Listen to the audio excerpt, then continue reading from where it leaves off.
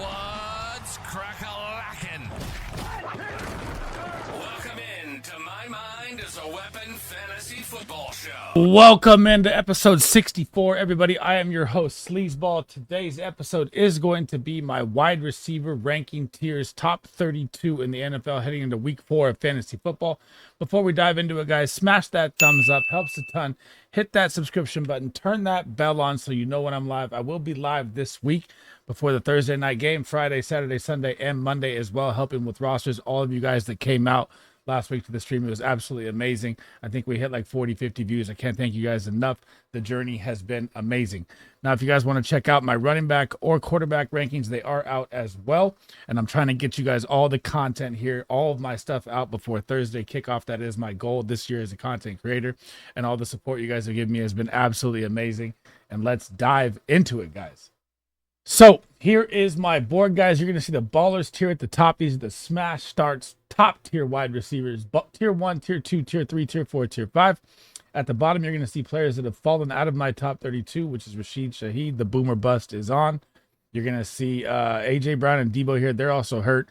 Keenan Allen, we don't know yet if he's going to be out there. If he's out there, I have him at the top. I put him in the top 20. The Rams pass D is very weak. And then you're going to get a couple injury updates here as well. You got Cooper Kupp. He's already ruled out not flying with the team. Puka Nacua. Same with A.J. Brown and Debo. It looked like multiple week injuries last week when they updated it. So I'm assuming that they're going to be out this week. Of course, if they're in there, they're going to be in the top 32 100%. Calvin Ridley was my number one sit last week, and that absolutely hit. I said DeAndre Hopkins would be the focal point with Will Levis getting back, and DeAndre Hopkins is going to make the top 32 when we get into it here. Devonta Smith took that nasty hit, man. He looked like the concussion was real. I don't think he's going to play this week, and the NFL is going to keep him out protocol for a week either way. Now, at the bottom right, you're going to see my bold sit. You're going to be like, why would you sit Garrett Wilson? Blah, blah, blah, blah, blah. Well, let's talk about it here. The Denver Broncos defense has only allowed 133 yards per game passing anyways. And think about their offense doesn't even move the ball. So, besides week 3 against Tampa, right? So their defense is out there all the time, and they are locked down, man. And they have the best lockdown corner in football right now, Patrick Surtain II. Now, week 1, I did not say sit DK Metcalf. DK Metcalf only got 3 catches, 29 yards. Week 2, I said sit George Pickens, 2 catches, 29 yards. Week 3, I said must sit Mike Evans, 2 catches, 17 yards. You don't start anybody versus Patrick Surtain. Garrett Wilson, I know you paid the draft capital for. Do not start him this week. It is going to be a struggle. He's only had 11 targets against him, 7 receptions, 63% catch rate. And the catches, if you watch them that they're making, are so contested. He is all over them. He is such a good corner. He's only given up 75 yards in 3 games to 3 elite wide receivers. Garrett Wilson is in for a bad week this week, guys. Now, heading to my number 1 wide receiver that I had last week as well, it is going to be Jamar Get Silly Chase. He finally got the Commanders. He finally had his breakout game, 30 points, 7 targets, 6 receptions, 118 yards, 2 touchdowns. And now he gets the Carolina Panthers in the Andy Dalton revenge game. It is here. Jamar Chase is going to go nuts this game. Again, the matchup is too good. The Panthers, their pass defense ranks 17th right now. But that, again, they played the Raiders last week, so it kind of gave them a bump. They were like 23rd, 24th before that. They're not going to be able to withstand T. Higgins and Jamar Chase, and this is a do-or-die game for the Bengals. They cannot go 0-4 and lose to the Panthers and Andy Dalton. Number 2, C.D. Lamb. Had kind of a struggle, man, last week, and it was a little weird to me. So you get Thursday Night Football, you get the Giants, right? And the Baltimore Ravens defense last week was the worst versus the pass. They give up 291 yards, worst of the NFL, and CeeDee Lamb did nothing. So I firmly expect Dak Prescott to come out here and just unload the ball to CD on the New York Giants. Amari Cooper just got 27 points on him last week. This should be an absolute smash CD game here, and I need to see him bounce back. Number 3, just the best wide receiver in football, Justin Jefferson. This man is an absolute machine. The matchup is beautiful, guys. He gets the Houston Texans secondary. They are absolutely terrible versus the pass, ranked bottom 4, bottom 5. And now you get the game. This is the one. Like, I want to just pause for a second. His floor is like 20, guys. This is the 40. I'm feeling a bomb here. This is going to be a high-scoring game. The Vikings are for real, And I think he's going to have his 30, 40-point Justin Jefferson explode game here. But I'm not going to rank him above Chase and CD just because the matchup's there. The Houston Texans are good up front. They could get after Darnold. It could be different.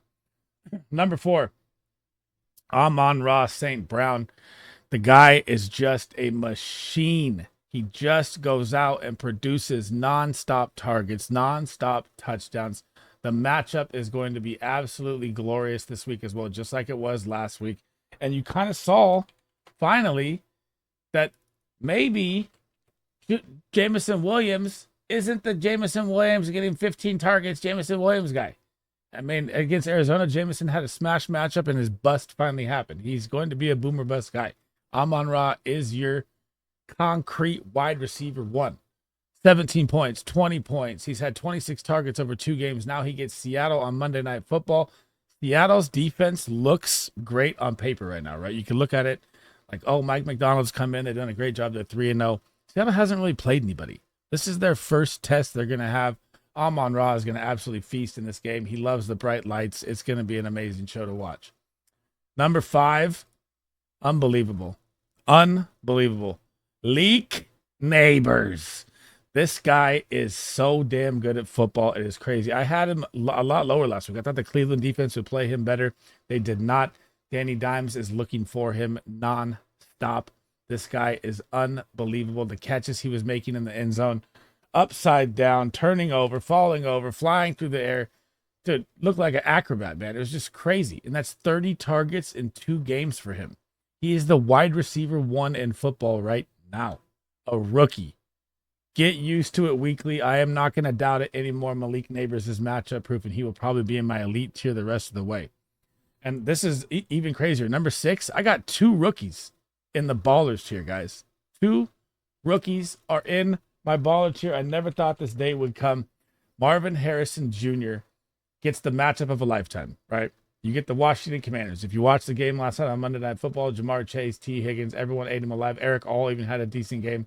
This is the defense that gives up just fantasy gold. An absolute pot of fantasy gold is the Washington Commanders pass defense. They average 255 yards a game against them. Marvin Harrison is going to absolutely feast in this game. He popped 32 the week before, then he popped 15 again. He had 11 targets last week. He still got the touchdown. But man, these 2 rookies are coming, guys. It's crazy. Heading out of tier 1 here is going to be Nico Collins. So Nico Collins kind of had a little slow game last week.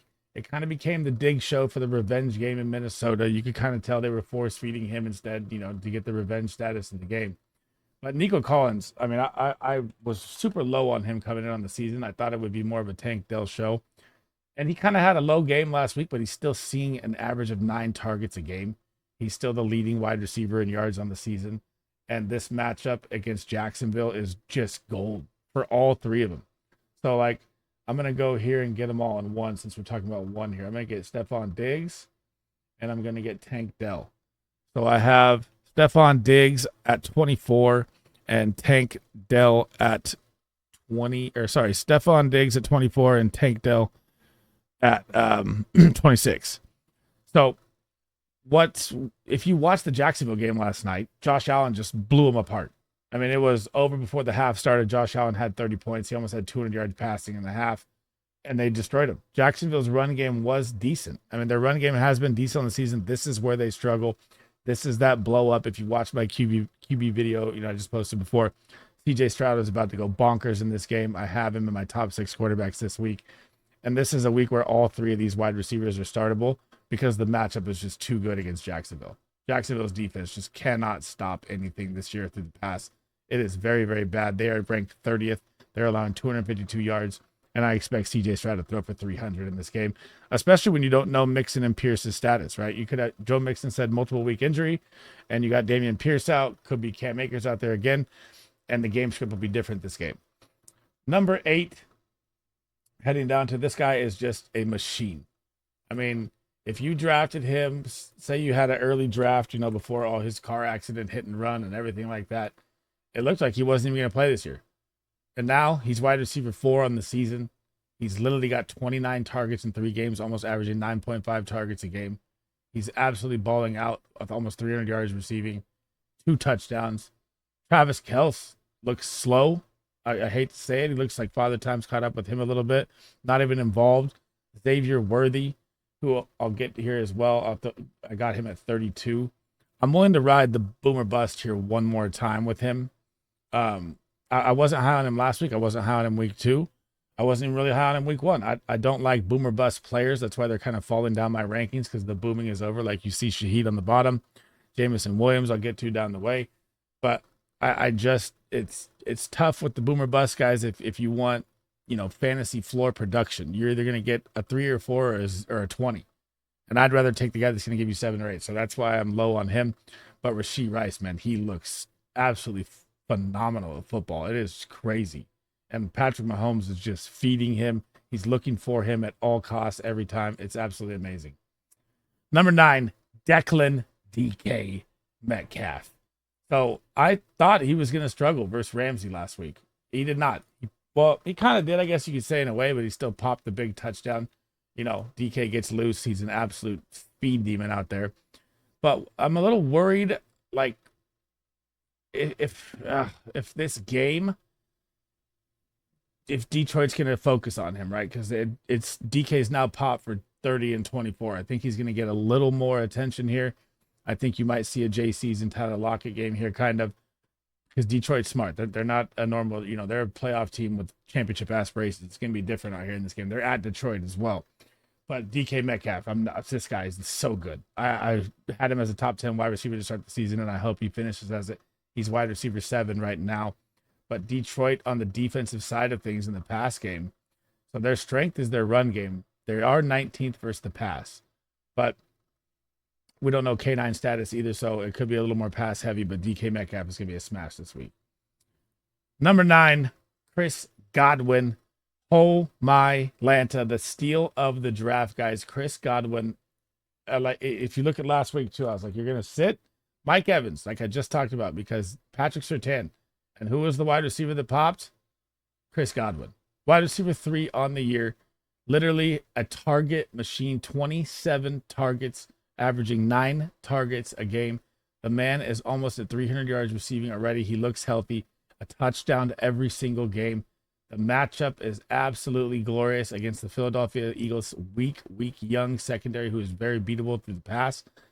They are very strong versus the run. They're allowing 205 yards in the pass game. They're ranked 18th against the pass right now. And you got Slay banged up a little bit too, so you might even see Cooper DeJean out there. We don't know the weekly updates yet, but it's going to be a big game, so I expect Slay to be out there. But if he's a little banged up, it even helps more. And this is going to be a get right game for Tampa, because you might not have no AJ Brown and no Devonta Smith, so it might be even more volume for the Tampa Bay wide receivers.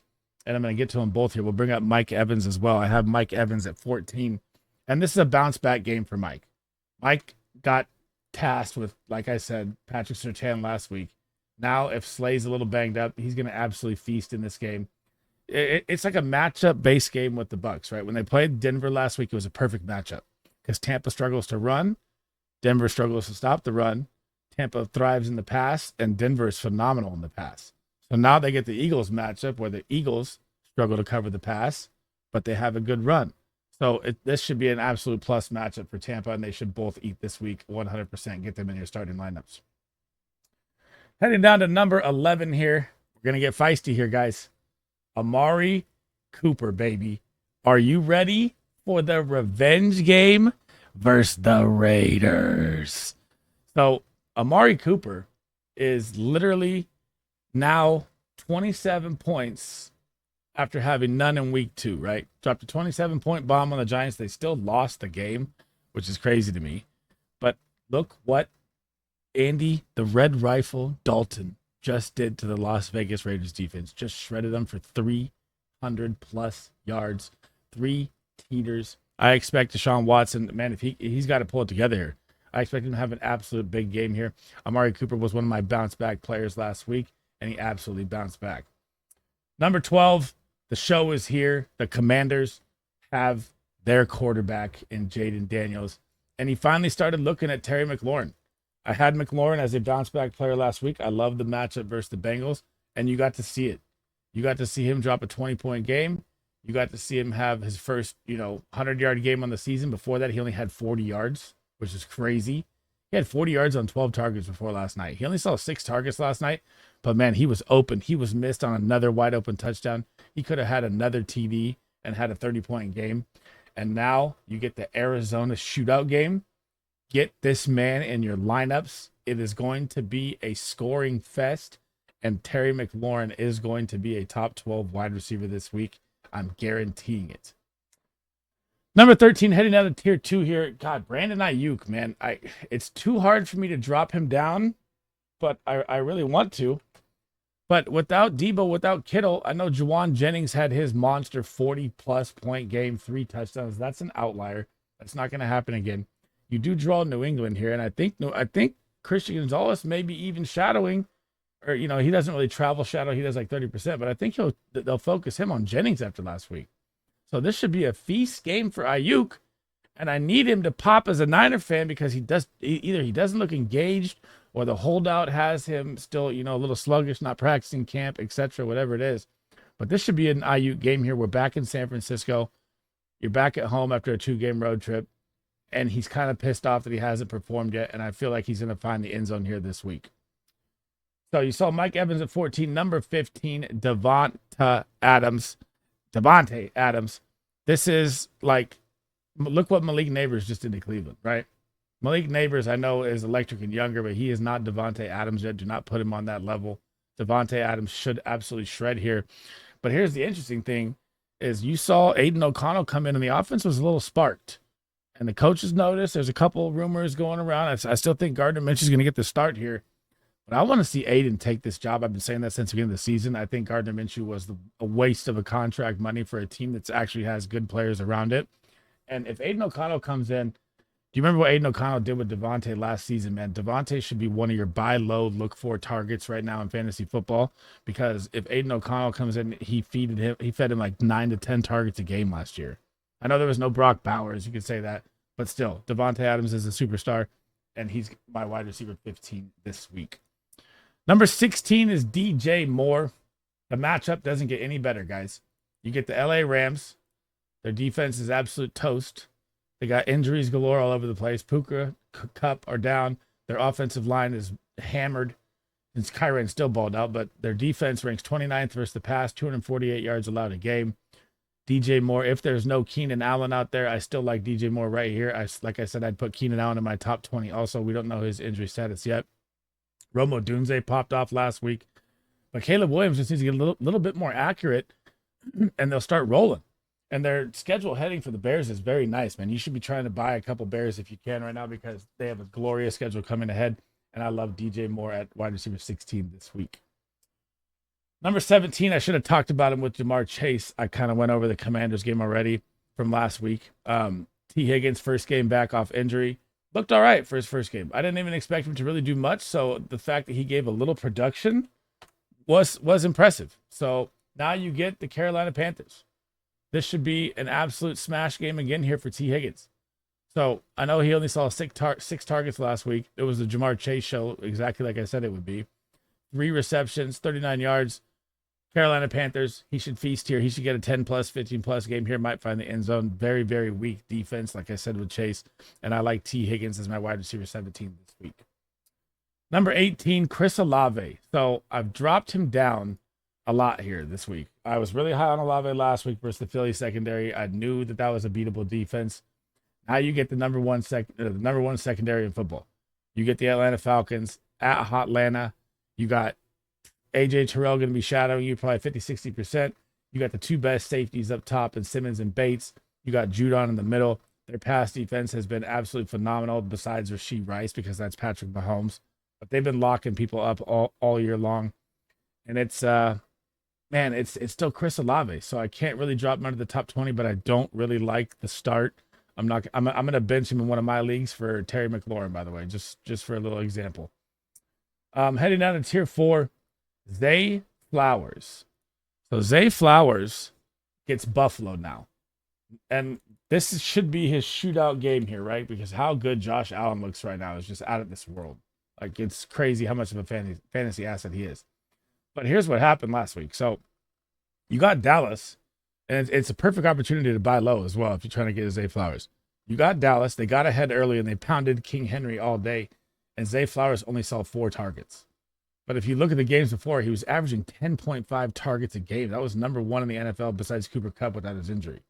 So this guy is the focal point of the offense, which is crazy. I thought it'd be Mark Andrews, but it is not.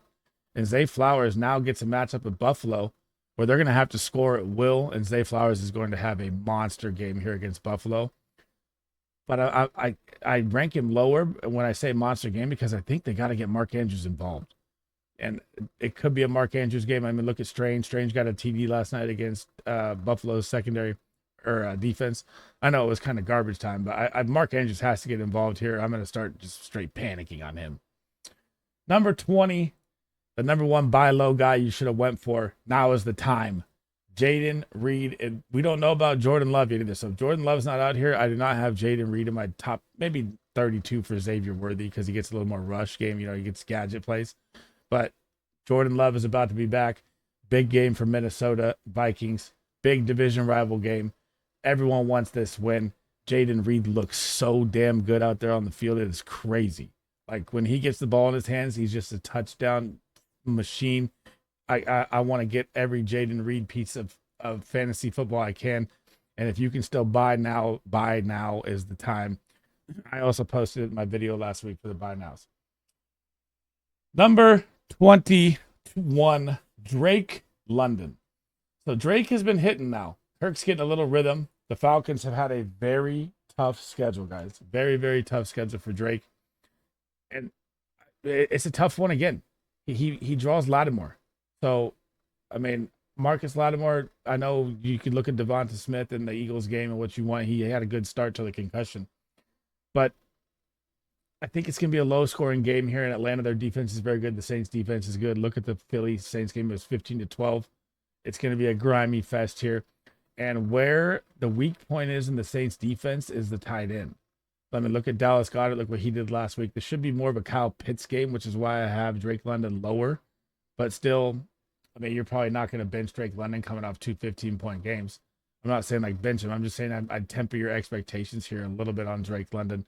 And he got a walk-in touchdown last week, which was wide open. So there's that as well. Number 22, George Pickens, man. Just get this guy loose. This should be the Pickens breakout game right here. This should be the absolute smash George Pickens game, but he just hasn't done it. He's had an absolutely horrendous draw to start the season. He had Atlanta, who I said is the first best secondary as a team. He drew Denver with Patrick Surtain, probably the best shadow corner. And then he drew the number 1 defense in the Chargers. So he finally gets the opportunity here against Indy. I like this as one of my smash wide receiver plays, but I need to trust it first. Like I'm definitely starting him 100%. I just want to see him pop one so I can actually move him up. If he doesn't pop against Indy here, I'm going to be like, all right, this guy's just going to be, low-end wide receiver 2 the whole season. I want to see him break out to his elite potential where he could be a low-end wide receiver, 1 wide receiver, like I know he can with the talent he has. And you get this is the fantasy pot of gold defense. The Indianapolis Colts defense is terrible across the board. They are bottom 20 or 21st against the pass and like 28th against the run. They can't stop anything. So this should be your Pickens TD game right here. And I'm calling it right now. He's getting a touchdown this game. And George Pickens is my wide receiver 22. Man, 23 and 24. This is rough, guys. This is super rough. So they go at Seattle, Monday Night Football. Seattle's the number 1 defense versus the pass, but like I said, it's skewed. They only allow 132 yards a game, but they haven't played anybody really good. And now they're going to get another team that doesn't even have its quarterback. So Seattle may just be walking 4-0 with the easiest starting schedule in NFL history right now. But if I'm looking at Skylar Thompson and Boyle when he came in, and dude, the production that Jalen Waddle and Tyreek Hill got was just terrible, man. The offense looked absolutely atrocious. I mean, if you're playing a game where you're behind the whole way and your leading receiver is Tyreek Hill with 40 yards, there's a problem. And he only saw 5 targets, and Jalen Waddle saw 5 targets. That's how panicked Skylar Thompson was. He's looking at the fullback. Fullback got targets. He's looking at the running backs. He's looking at everywhere. Julian Hill had 2 targets. I don't even know who that is. D. Eskridge. Like, he was just deer in the headlights. They got to do something at quarterback.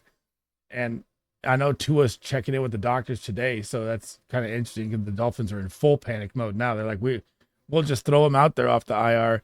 They should be looking at Tannehill. They should be calling Andrew Luck. They should be doing whatever the fuck bleep they can to get these guys some help, because I do not feel comfortable starting either one of them, especially against Seattle this week. And these are superstar talents, so it's really, really painful. Number 25, we're going to ride it one more time, guys. I'm going to keep him in the top 32.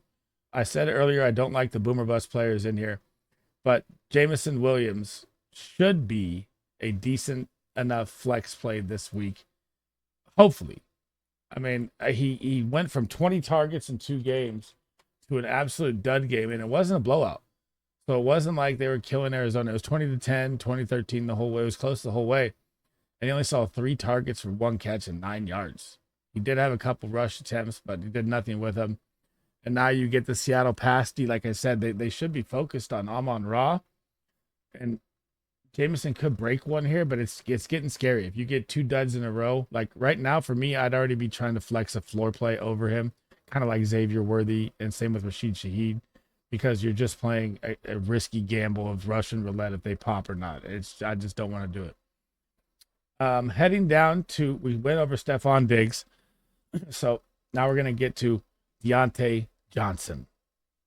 Deontay Johnson is the guy. And now you have Adam Thielen on IR with the hamstring as well. You might see a little more Xavier Legette. But you saw Dave Canales tell Andy Dalton, it is time to feed our wide receiver. He knows the system, dude. He was making lead throws. Like, Deontay would break, and that ball would already be out there ahead. Andy Dalton looked beautiful. I called that Andy Dalton and Deontay Johnson were smash plays last week. It was one of my week 3 claims to fame. That was absolutely an amazing call. And I think he's going to absolutely torch here again. I mean, that it's just too good. Deontay Johnson getting the matchup for Cincy. Look what just happened to Cincy. They just got shredded by Terry McLaurin and Jaden Daniels. I mean, the opportunity is here again for Deontay Johnson, and I think he's going to have another big day here this week. Next up, I'm not going to put Christian Kirk, man. I'm not going to do it. Not here, not now, not here. This matchup is too good. I know Christian Kirk had a decent Monday night last night, kind of garbage time points, but BTJ has the matchup of a lifetime right here against Houston. I know, like I said, their front gets after him. The front is going to get after 100% Trevor Lawrence. This is where he's going to have to find his 6'4", Raz 9.9 out of 10 wide receiver, one of the most athletic of all time. Get this man the ball in this game. I'm not taking BTJ out of my top 32 yet. I'm going to ride it one more time. I think he has a big game here. I think he finds the end zone, and they're going to have to score points to keep up. And when you have the only weak spot in the Texas defense being the pass game, this should be where he can find the end zone this week. Heading down to tier 5, man. I don't know what to do here with Michael Pittman. I even thought about dropping him out of my top 32. He gets a very tough matchup. You get the Pittsburgh Steelers. Your quarterback looks like shit. I mean, Anthony Richardson is not accurate. I was so high on Anthony Richardson too, but here's a plus side. You've played 3 top 5 defenses, and now you get Pittsburgh. That's 4 top 5, or I'd say top 7 defenses. Houston, very good defense. Green Bay leads in takeaway. Bears, really good defense. Now you get the steel curtain and the Steelers. I had Pittman under the yards last week. It was a smash. He hasn't even had 6 fantasy points this season, guys. 6. His highest scoring game is 5.6 with 36 yards and 4 catches. It has been ugly. I think it's going to be ugly again, but I mean, if you need to throw it out in the flex, it's a hope and pray. I mean, this defense is going to eat them alive. I don't like any of the Colts this week except for Jonathan Taylor.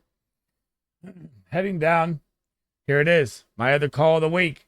I said Calvin Ridley will not be the start. If you saw the connection with Will Levis and DeAndre Hopkins last year, you knew as soon as Hopkins was ramped up that he's going to be the focal point of the offense. And that's exactly what happened. He had 7 targets, 73 yards, and a touchdown. And he was probably on your waiver wire. So, I mean, if DeAndre Hopkins is out there, you go get this man now off the waiver wire. I don't think he should be, depending on the league you play in. But the matchup here with getting Monday Night Football here and the Dolphins, it's going to be volume galore and an ugly offense, right? So Skylar Thompson out there, right? Skylar Thompson. Yeah. Oh, sorry, that's the Seattle game. My bad. When I'm looking, I was looking at the wrong one. DeAndre Hopkins. Oh yeah, he's gonna get Skylar Thompson. Jesus, see, I've done so many videos in a row and falling apart. Skylar Thompson is not gonna be able to move the ball. So this is like volume galore here. Tony Pollard. This should be a smash DeAndre Hopkins game, and they should win this game. But it's you are gonna have Ramsey out there. That's the only reason I have him low. Ramsey and Fuller are very good corners on both sides of the ball. So I'm not going to bump him up where I want to put DeAndre Hopkins. He's one of my favorite possession wide receivers of all time. Not yet, but he's getting there, guys. So I have him at 31. And I have Xavier Worthy at 32, guys. And remember, my number one bold sit on the week is Garrett Wilson. He's going to get chewed up by Surtain. Do not do it. That is it for episode 64, guys. That was my wide receiver rankings tiers, top 32, with some injuries, with some players that have dropped out of my top 32, and with my bold sit and Garrett Wilson. Do not forget. So before we head out, guys, make sure you smash that like. Make sure you turn that bell on. Hit that subscription button. All the support's appreciated. We will be live all weekend long from Thursday to Monday. And if you guys can't make the streams as well, drop any fantasy football comments you have in there. I try to get to everything, help you with everything. And if you want to check out my running back, quarterback videos, those are out as well. I will be working on my tight end tonight. I will get that out as well. And then tomorrow will be my stardom sit-ems. And then we'll jump into bounce back players. And I'll jump into some buy lows, sell highs. And that's it for me. I'll catch you guys in the next tight end rankings video. SleezBall out.